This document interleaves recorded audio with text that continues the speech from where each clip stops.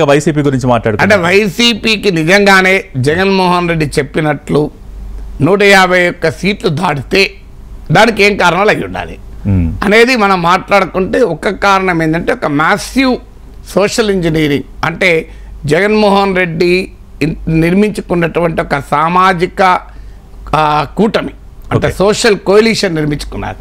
SC ST minorities Reddys ఎలాగుంటారు. So ఈ సెక్షన్తో పాటు బీసీలను గణనీయంగా షిఫ్ట్ చేసుకున్న 2019లో ఈ సోషల్ కోయలిషన్లో ఏ రకమైన తేడా రాలేదు.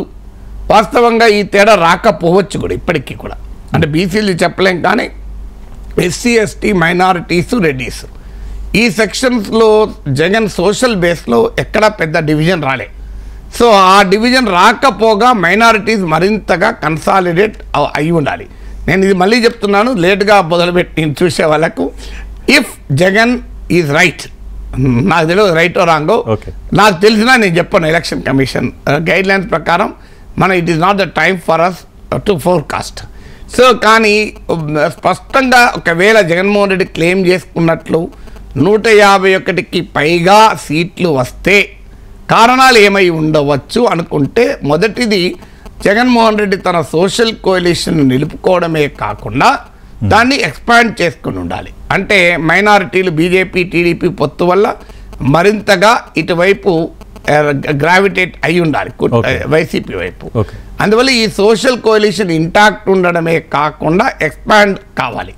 రెండవది కాపు ఓటు 2014లో ఎన్డీఏ కూటమి, అప్పుడు కూడా టీడీపీ జనసేన బీజేపీ కూటమి, కాపు ఓటు అప్పుడు ఎన్డీఏ కూటమి పడింది. 2019లో కాపు ఓట్లో మేజర్ షిఫ్ట్ వచ్చి వైసీపీకి బాగా షిఫ్ట్ అయింది.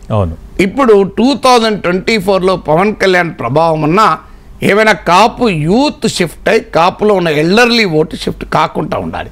ఎందుకంటే రకరకాల సర్వేలు చెప్పింది అయితే నియర్లీ 70% ఆఫ్ ద కాపుస్ కూటమికే ఓటు వేస్తారని ప్రీపోల్ సర్వే చెప్పాయి. సో ఇది తప్పై ఉండాలి. ఎందుకంటే ముద్రగడ వీరందరితో ఒక ప్రభావం చేసే ప్రయత్నం చేశారు. అందువల్ల రెండో ఫ్యాక్టర్ ఏమంటారంటే కాపు షిఫ్ట్ కూటమి ఆశించిన స్థాయిలో జరిగి ఉండకపోవాలి. మూడవది అలియన్స్ అరిథమెటిక్ బాగానే ఉంది, కరెక్టే, టీడీపీ జనసేన వైసీపీ, కానీ అలియన్స్ కెమిస్ట్రీ చెడిపోయి ఉండాలి. అంటే ఓట్ ట్రాన్స్ఫరు మూడు పార్టీల మధ్య జరగకపోతే అది డెఫినెట్గా వైసీపీ వ్యతిరేక ఓటు చీలి జగన్కి అనుకూలమవుతుంది. వైసీపీ వ్యతిరేక ఓటు కన్సాలిడేట్ అయితే ఛాలెంజ్ ఎంత ఉంటుందో వైసీపీ వ్యతిరేక ఓటు చీలితే ప్రయోజనం కూడా అంతే ఉంటుంది కదా. ఇది థర్డ్ ఫ్యాక్టర్ ఉండాలి. ఫోర్త్ ఫ్యాక్టర్ ఏమై ఉండాలంటే షర్మిల నాయకత్వంలో కాంగ్రెస్ రంగంలో దిగింది. నాకు అంచనా వివిధ ప్రీపోల్ సర్వే చూస్తే 3% మించడం లేదు కాంగ్రెస్కు, 2 to 3%. అంటే భారీ పెరుగుదల ఏమి లేదు షర్మిల వచ్చాక కూడా. సో కానీ ఇది కీ కాన్స్టిట్యున్సీలో కనుక ఈ 2-3% కూడా it can make a world of difference. ఎందుకంటే ఇప్పుడు 2014 చూస్తే 2% తేడా వైసీపీ టీడీపీకి. అందువల్ల ఇవాళ ఒక ఉదాహరణకు కాంగ్రెస్కు 1% ఓటింగ్ ఉంది, 3% అయింది అనుకుందాం.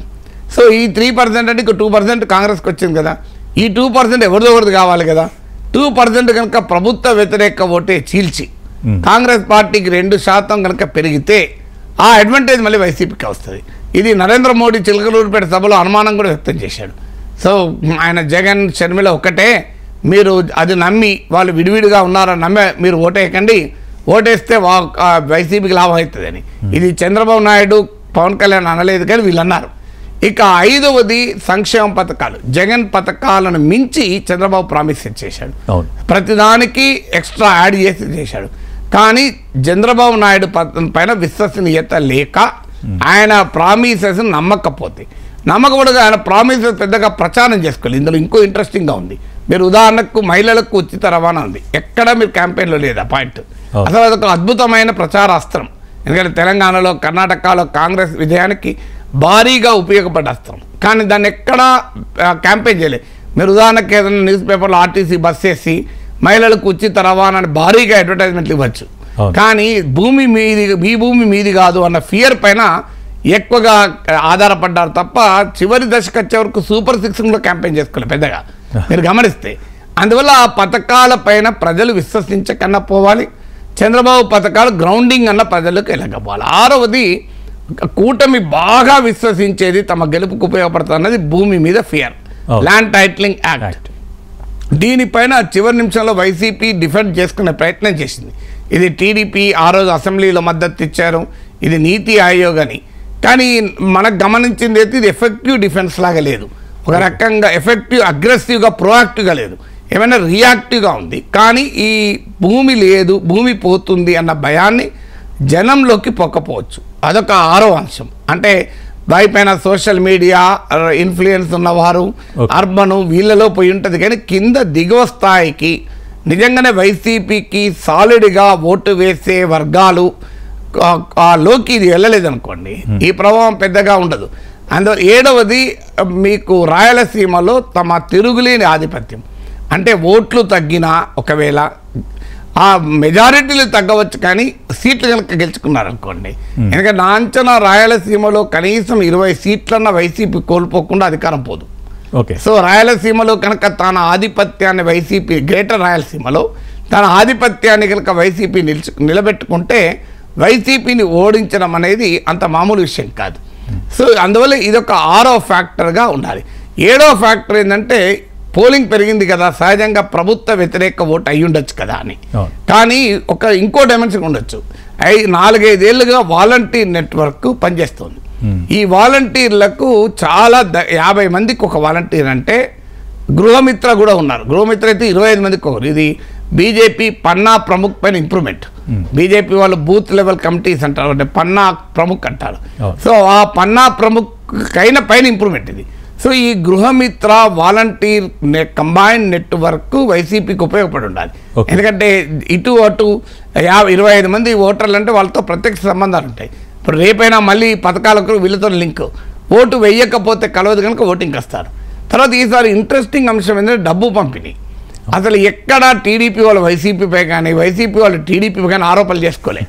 మీరు పెద్దగా ఒకరు డబ్బులు ఒకరు పట్టుకోవడము, అసలు డబ్బు పంచుతున్నారా? నాకు అర్థమైంది సామరస్యంగా పంచుకున్నారా, ప్రశాంత వాతావరణంలో ఇద్దరము పంచుకుందాం, ప్రజా పంపిణీ వ్యవస్థను సమర్థవంతంగా నిర్వహించుదామని. సో అందువల్ల విచిత్రం, అది ఎక్కడ ఎవరు కంప్లైంట్ చేసుకోలేదు. సాధారణంగా వీళ్ళు డబ్బు పంచుతున్న వాళ్ళు డబ్బు పంచుతున్న వీళ్ళు గోల వేస్తారు, డబ్బును పట్టుకుంటా అంటారు.